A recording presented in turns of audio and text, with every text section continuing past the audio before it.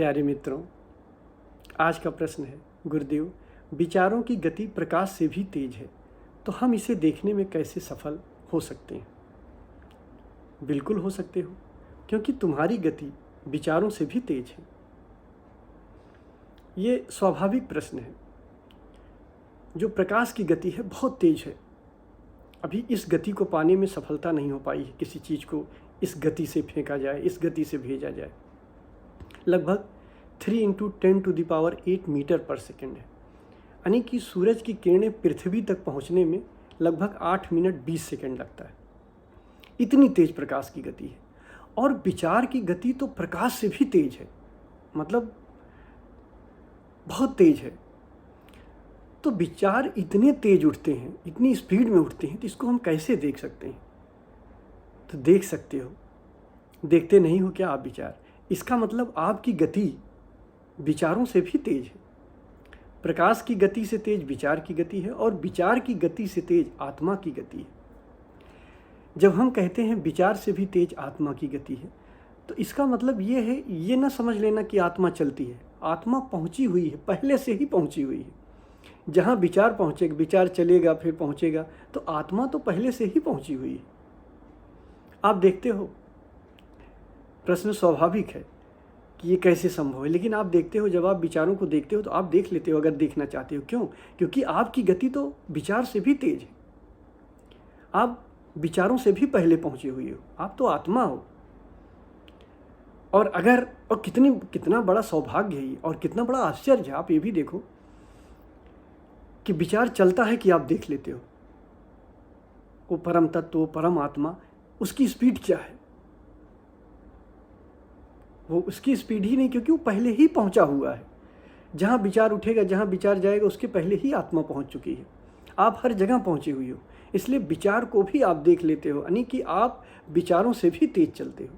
तो ये आप निश्चिंत हो जाओ। आप ऐसा मत सोचो कि विचार की गति बहुत तेज है तो हम इसको देख नहीं पाएंगे, क्योंकि आप पहले से, आप विचारों के उठने के पहले ही विचारों को देख लेते हो।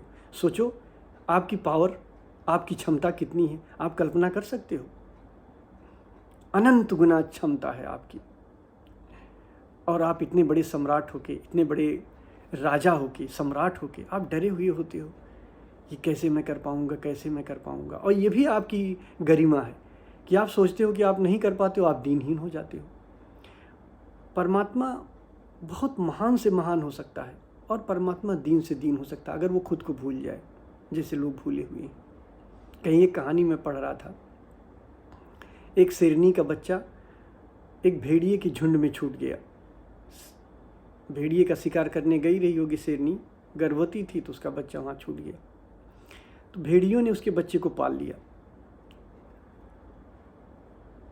और चूंकि भेड़ियों के साथ वो बच्चा रहता रहा, तो जब वो बच्चा बड़ा हो गया, शेर बन गया, तब भी भेड़ियों की तरह ही आवाज़ निकालता था, भेड़ियों की तरह ही आवाज़ करता रहता था।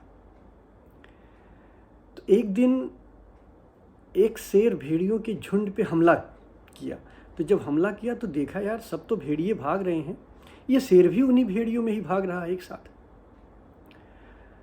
तो वो शेर बड़ा आश्चर्य में पड़ा, और किसी तरीके से झपट्टा मार के पहले उस शेर को पकड़ा जो भाग रहा था भेड़ियों की तरह। तो जब उस शेर को पकड़ा तो शेर एकदम गिड़गिड़ाने लगा, रोने लगा, मुझे छोड़ दो, मुझे छोड़ दो, मुझे छोड़ दो। तो वो जो शेर आक्रमण किया था, उसको किसी तरीके से ले गया नदी के किनारे, और उसका मुंह दिखाया नदी में। और जब वो मुंह देखा तो गर्जना निकल आई, उसकी आवाज़ निकल आया, दहाड़ना निकल आया कि अरे, मैं अपने को इतना दीनहीन समझता था। तो आप आत्मा हो, आप अपने को इतना दीनहीन समझते हो कि आप सोचते हो कि हम कुछ ही नहीं पाएंगे, कि मतलब हम विचारों को कैसे देख पाएंगे, कैसे जान पाएंगे, कैसे होश में हो पाएंगे। आप कुछ भी कर सकते हो अगर आप ठान लो, आप आ जाओ उसमें। आप इतने सामर्थ्यवान हो, सब कुछ है। आप ऐसा हो, आप वो हो जिसकी कभी मृत्यु नहीं होती है, जो सदा अमर है। और ऐसा नहीं कि एक मानने वाली बात है, ये अनुभव की बात है। आप जब अनुभव करोगे तब आपको कभी पता चलेगा कि आपका कभी अंत ही नहीं है। आप कॉन्शियसनेस हो, आप चेतना हो, और ऐसी चेतना जो जीवंत है, जो अपनी महिमा जानती है। तो आपकी स्पीड तो विचारों से लाखों करोड़ों गुना, उसका तो कोई वहाँ पे तो समय का पैमाना ही नहीं। मैं यही नहीं कह सकता हूँ कि किस स्पीड से आत्मा चलती है। वो समयातीत है, पहुँची हुई है, पहले ही पहुँची हुई है। विचार उठेगा जाएगा, उसके पहले आप पहुँचे हुए हो।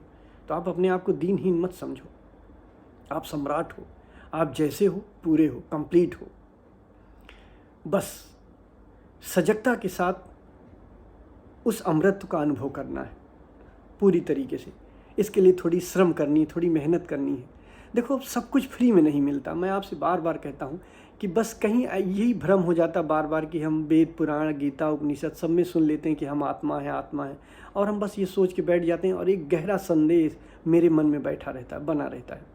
तो थोड़ी कीमत चुकानी पड़ेगी। अगर आप आत्मा हो तो आत्मा के अनुभव में उतरना पड़ेगा। इसीलिए बार बार मैं अनुभव की बात कहता हूँ। और इसके आप बताओ, संसार में छोटी सी भी चीज़ खरीदने जाते हो तो उसकी कीमत चुकानी पड़ती है। तो परमात्मा तो बहुत बड़ी चीज़, तो आपका स्वभाव है, इसके लिए आपकी कीमत चुकानी पड़ेगी। आपको कीमत चुकानी पड़ेगी, थोड़ा श्रम करना पड़ेगा, आपका अहंकार टूटेगा, जन्मों जन्मों की जो बेहोशी है वो टूटेगी, पीड़ा होगी इसमें थोड़ा। मन तो ऐसा कहता है कि बस हम सुन लें, वेद पुराण कुछ शास्त्र पढ़ लें और कुछ सुन लें और बस, इससे ज़्यादा कुछ करना ना पड़े। लेकिन करना पड़ेगा, थोड़ा मेहनत करनी पड़ेगी। वो कबीर कहते नहीं कि जो घर बारे अपना मुझसंग हो, जो अपने को मिटाने के लिए हो, अपने को मिटा सकने की हिम्मत रखता हो, अपने अहंकार को मिटाने की हिम्मत रखता हो, वो मेरे साथ आए। तो थोड़ी कीमत चुकानी पड़ती है और इस कीमत को आपको चुकाना पड़ेगा। आपको मैं पूरी तरीके से सहयोग कर रहा हूँ, आपको मार्गदर्शन दे रहा हूँ, आपका मार्ग दिखा रहा हूँ, लेकिन आपको चलना तो आप ही को पड़ेगा। तो थोड़ी हिम्मत करो, चलो। सिर्फ सुन के ना मान जाओ। सुन के मानोगे विश्वास नहीं होगा, यकीन करो आप नहीं मान पाओगे। अगर आपने सुन लिया आत्मा हमारे पास, परमात्मा हमारा है, ये सब बकवास की बातें हैं, मज़ा नहीं आएगा। कहीं न कहीं संदेह बना रहेगा मन में और ज़ोर ज़ोर से चिल्लाओगे इसको मानने के लिए, तो वो बात नहीं हो पाएगी। चलो, थोड़ी हिम्मत करो।